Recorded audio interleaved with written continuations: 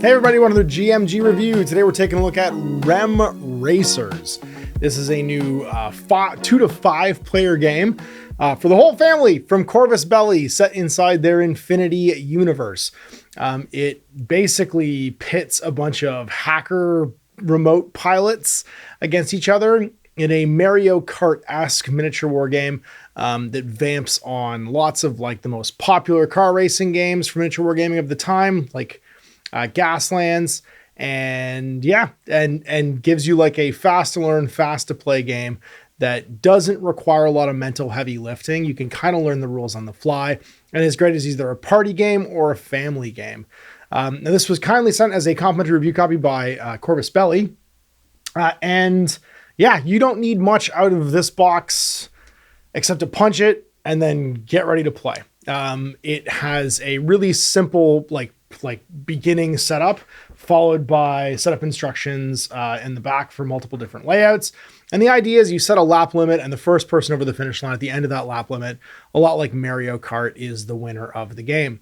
The miniatures come in pre-colored plastic, meaning you don't need to do any painting if you don't want to. Obviously, I'll probably paint mine as time goes on. And while they are very similar to remotes from CB's main Infinity game, they are significantly smaller and come on hex bases, as these are used for the various movement diagrams that are used to basically like pilot around the track.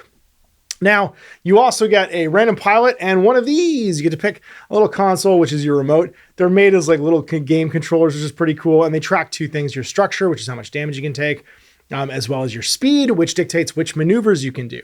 The faster you go, the longer the maneuvers are, and the harder it is to navigate things like turns. There's also two special types of tiles. There's the starting grid tile with 5 positions where you can put remotes depending on how many players there are. And little bumper tiles with a little red circle where if you engage with it, you end your move and you can pivot to spin any direction. So it's kind of like a pinball bumper where you can move around. There's rules for colliding with vehicles, colliding with the walls, and the various different equipment cards and power-ups you pick up along the course of the game. So like I said, this is a fast to play game. What that means is to get set up, all you need to do is arrange the track. If you use the initial track layout from the game, you could be set up in about 5 minutes, and then punch out all the cardboard and assemble your these guys, they have little wheelies to assemble all the little dials at the back. It took me probably 10 minutes from opening the box to put the game together, and another 10 minutes of reading the core rules to figure out the basic game mechanics. Everyone is randomly issued a pilot. You deal with the pilots. They all have a special rule that kind of makes them unique. So for instance, there's a auto repair system on the Toho character, which allows them to drop off a point of damage once per turn. There's other special rules such as having double action ammunition in your faction, meaning that every time someone's forced to make an armor roll against you, they have to make 2 instead. When you use like equipment cards and guns. And that's why they're randomly handed out. So you pick your...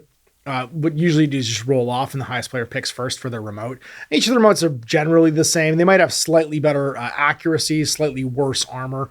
So Kometa here, for instance, has pretty decent accuracy of 5+ will hit whenever firing.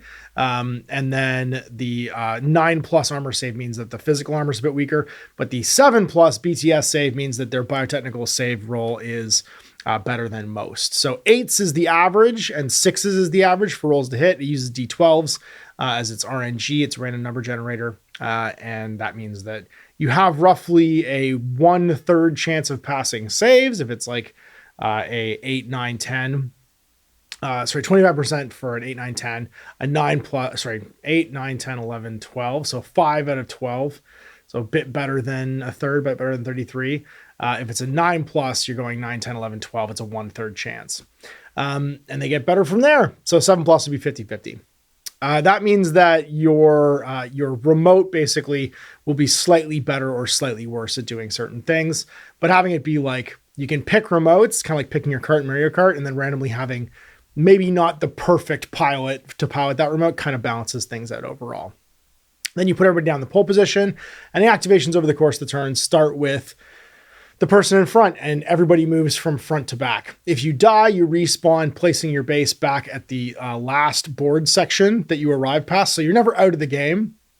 You just go to the end of the pole position basically and activate in that turn sequence if you haven't activated yet this turn, and then the turn just plays and plays and plays and plays and plays. So it really does capture that kind of Mario Kart feeling of grabbing random equipment power-ups. There's things like oil slicks and mines. It definitely drew its inspiration from the great kart racing video games of video game history. Right down to the fact that the hacker pilots are all using little consoles to pilot their mechs with. You can kind of imagine all these little chibi sort of like anime style characters hanging out, running around their track and watching like on a big screen as these little guys like run around. So it's one half Robot Wars, one half Mario Kart, and super easy to pick up and play. So the playtest for me was, before I did this review, could I get my kids to understand how to play it? Cat's 10, Cash is 9. They're exactly the right age for a family fun game like this, and they loved it. They couldn't get enough of it. They were able to instantly grasp the speed and structure mechanic, and they kept their interest because they weren't ever out for more than a second. Basically, when you get removed, you get placed back to the back of the pack, but you're not off the table. They were instantly able to understand the power-up mechanics. You can never have more than 3. If you have more than 3, you drop 1. They understood the mines. Like, this is vamping on stuff that kids already know. And that's very, as a person looking to play a game with like people who aren't necessarily tabletop like gamers already, that's important to me. It needs to be digestible. It needs to be something that they can wrap their minds around, and it's clever game design to include all of these core mechanics that are visual and don't require explanation in the beginning. All you have to say is, we roll off, we pick one of these things, pick the one you like the look of. I'll give you a pilot card and we'll figure out how the rest of this stuff goes as we play the game. Once you've picked your speed, because you start speed 1 and 3 structure, you get to either go up and down at the end of each of your activations, a speed token, and that determines which of the templates that you're going to put in front of your vehicle. They're notched so that the hexagons of your bases will fit into them. And that's really it. You rip around the board, you try and screw each other over with either guns, mines, oil slicks, or other kind of like sneaky tricks. And you're playing really fast. The deck of equipment cards has tons of equipment in them. They're expended. Like if you find a multi-rifle, it's expended when you use it. So you put it away. And every time you pass a board section, you gain a new power up. So you're never without something to do. You've always got cool new pieces of equipment coming up. And the board, as you play, gets littered with things like mine tokens, oil slicks that last for like a round or two, and generally just kind of causes chaos as you bounce around the table. I think that, so kind of my final thoughts after having played a couple games, and I'm going to do a how to play on this, so don't worry, there's more gameplay stuff coming, so you can judge for yourselves, but that's coming up next week. I want to get the review out and my thoughts out because this is going, I think this weekend gone up for sale from CB. It mixes the learn from playing aspect, I think, that is really like powerful in board games, with a bunch of very familiar themes and very popular in-game mechanics from other games, like pole position and Gaslands and stuff like that. So it's going to be familiar both to the people who already play Infinity and like Corvus Belli from that wargaming point of view, but also from the point of view of traditional video game players and board game players who are going to be able to very, very quickly soak up how to play this game and the fun of doing it. It has a visual element that's really powerful. The vehicles are cute. The board looks cool. It's got infinite variation. It's not a set track. You can arrange the track however you like to play the game. And that in and of itself immediately captured my son's imagination as he made the track like 6 different ways. And then he and I just played, like my daughter eventually was like, this is fun. This is cool, but I'm going to go wander off and do other things. She's a bit older. My son was like, let's just make tracks forever and play the game. And that, to me, that spoke of, oh yeah, this is something that you can actually share with your family, because the common elements to the video game experience and the stuff they're already familiar with are there to give them that, like, oh, I already understand how that works. And that's really clever game design. I think that of all the board games CB's produced, obviously this is the least complicated, but also I think the best with the offer and payoff. To me, that's really important. If I'm offered a Mario Kart style tabletop game experience, I want that Mario Kart style tabletop experience to feel like playing Mario Kart.